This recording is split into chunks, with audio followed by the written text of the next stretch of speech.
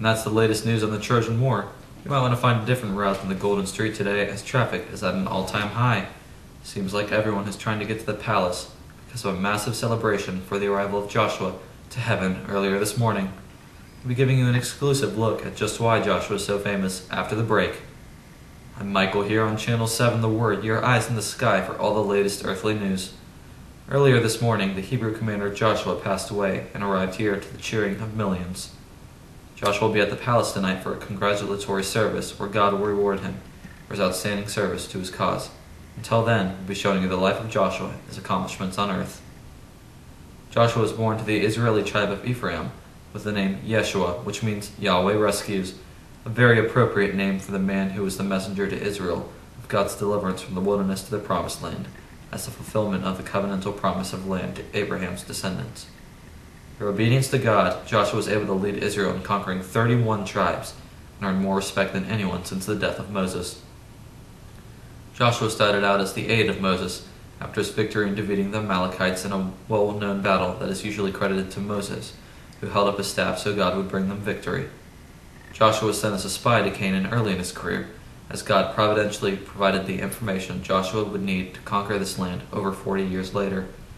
While Joshua and Caleb praised the provision of God from this wonderful land, the rest of the Israelites lacked faith in God and were afraid of the difficulties of conquering the land.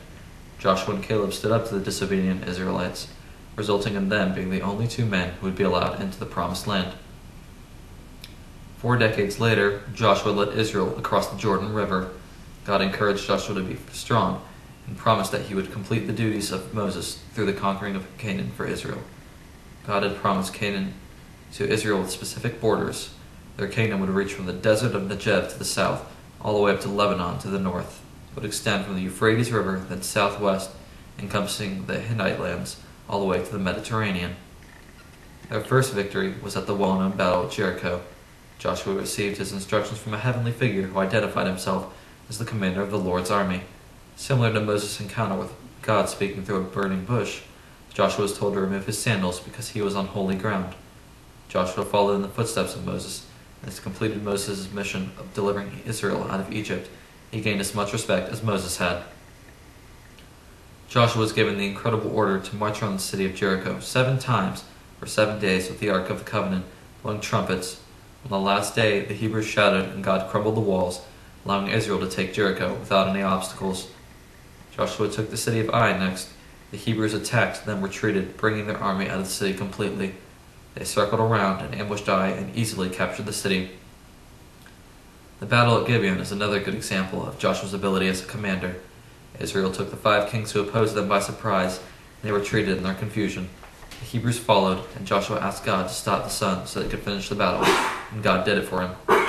Until the end, Joshua never returned from his continual obedience to God. His generation in Israel followed after their leader and obeyed God as well. Just as Moses had spoke to Israel about the consequences for disobedience and the blessings for obedience, God was faithful and blessed Israel with peace and success during Joshua's life. Someday soon, God is going to send his greatest commander to bring peace to all the world. His name will also be Yeshua, because he will save in God's name. So while you celebrate the victories of Joshua tonight, remember the source of his victories. That's all we have on Joshua tonight. Now with an update on the situation in